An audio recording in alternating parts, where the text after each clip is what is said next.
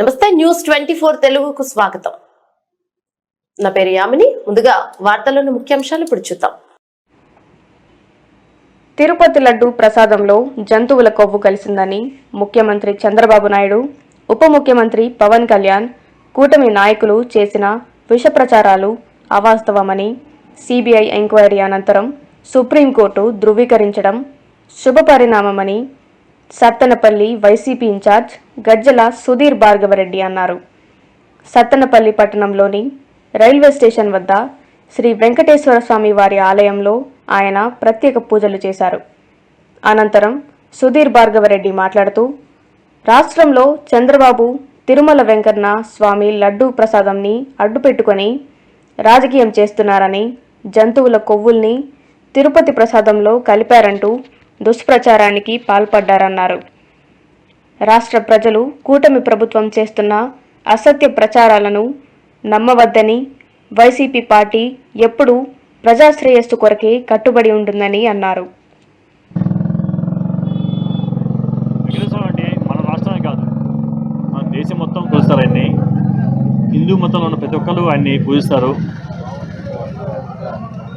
అసలు వెంకటేశ్వర వెళ్తేనే ప్రమాదం అని చెప్పి భయంతో ఉన్న ప్రజల్లో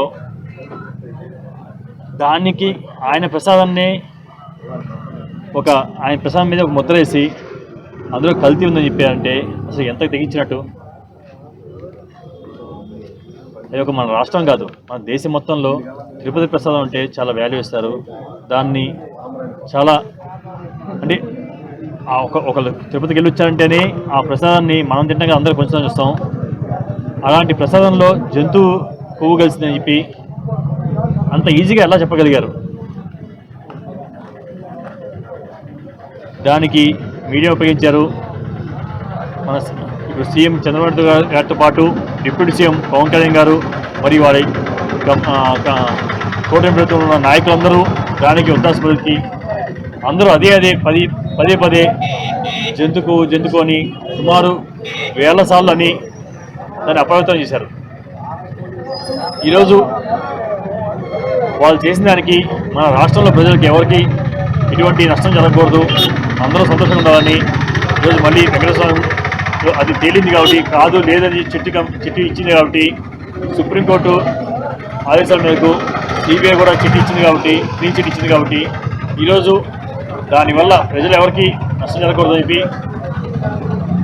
వెంకటేశ్వర గుడిలో పూజ చేయడం జరిగింది. అంత పెద్ద అబద్ధాలని ఎంత ఈజీగా చెప్తారో చూడండి. వాళ్ళు ఏం చెప్పారు, అందులో కల్తీ ఏం చెప్పారు.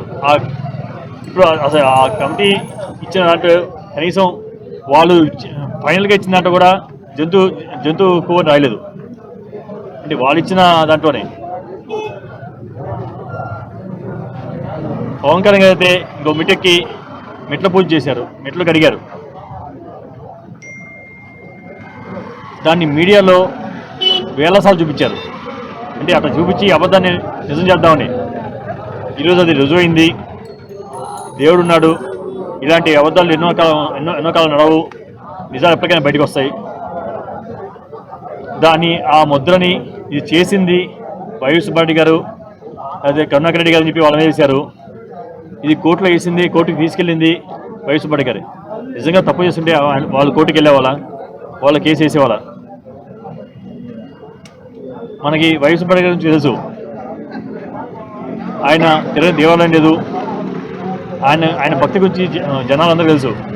ఆయన మీద అంత పెద్ద ముద్ర వేశారే, ఆయన ఎంత బాధపడి ఉంటారు. ఆయన మనసు ఎంత అంటే వాళ్ళ కుటుంబ సభ్యులు మొత్తం ఎంత బాధకు లోనే ఉంటారు. ఇప్పుడు ఇది కాదు, ఇందులో ఎటువంటి జంతువు లేదని ఇచ్చారు కదా, మరి ఇప్పుడు వాళ్ళు ఏం చెప్తారు? వాళ్ళు చేసిన అబద్ధ ప్రచారం అన్నింటికి బాధ్యత ఎవరు వహిస్తారు?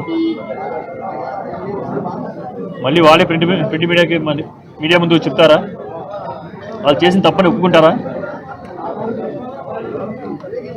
ఇది ప్రజల మనోభావాన్ని దెబ్బతీశాడు కదా.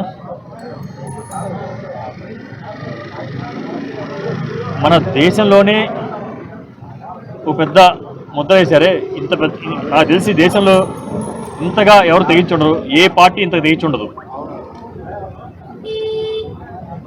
అందులోని వెంకటేశ్వర స్వామి జోకెళ్ళారంటే అది ఎంత ప్రమాదం ఉందో తెలుసు. అది ఖచ్చితంగా వాళ్ళకి తగులుతుంది. దీనికి ఇంత వాళ్ళు అనుభవిస్తారు. ఇందులో నాయకులు కానివ్వండి, ప్రభుత్వ ఉద్యోగులు కానివ్వండి, అధికారులు కానివ్వండి, దీంట్లో ఇన్వాల్వ్ అయిన ప్రతి ఒక్కరికి దేవుడు ఖచ్చితంగా ఏదో చేస్తారు. అందులోనూ వెంకటేశ్వర స్వామి అంటే అది జనాలకున్న నమ్మకం. ఆయన జోలికి వెళ్తే ఖచ్చితంగా ఏదో జరుగుతుందని. సుమారు 80 సంవత్సరాలు దగ్గర పడుతుంది చంద్రబాబు గారికి. ఆ వయసులో, అంత పెద్ద వయసులో ఆయన వేయాల్సిన నిందలయ్యి, అది కూడా ఒక సీఎం హోదాలో ఉండి డిప్యూటీ సీఎం హోదాలో ఉన్న చంద్రబాబు గారు, పవన్ కళ్యాణ్ గారు ఇలాంటి నిందలు వేశారంటే అది ఎంత తెగించినట్టు. ప్రజలందరికీ నేను ఒకటే చెప్పుకున్నాం. మీరు చూస్తున్నారు ఇప్పుడు ఈ కూటమి ప్రభుత్వం అబద్ధాలాటంలో, దాన్ని చూడటంలో దేనికి తగ్గదు, ఏది చూసుకోదు. కాబట్టి అందరూ గమనించుకొని, ఆలోచించుకొని ఇలాంటి దుష్ట ప్రచారం నమ్మద్దు. ఇప్పుడు సిబిఐ క్లీన్ చిట్ ఇచ్చిన తర్వాత కూడా కొన్ని చోట్ల ఫ్లెక్సీ వేసి మళ్ళీ ప్రచారం చేస్తారు. జంతు కొవ్వు తీసేసే ప్లేస్లో వేరే పేర్లు మార్చి ఇంకో ప్రచారం స్టార్ట్ చేయబోతున్నారు. దీన్ని ఎవరు నమ్మద్దు. దయచేసి ప్రజలందరూ వీటిని నమ్మద్దని తెలుసుకుంటూ సెలవు తీసుకున్నారు.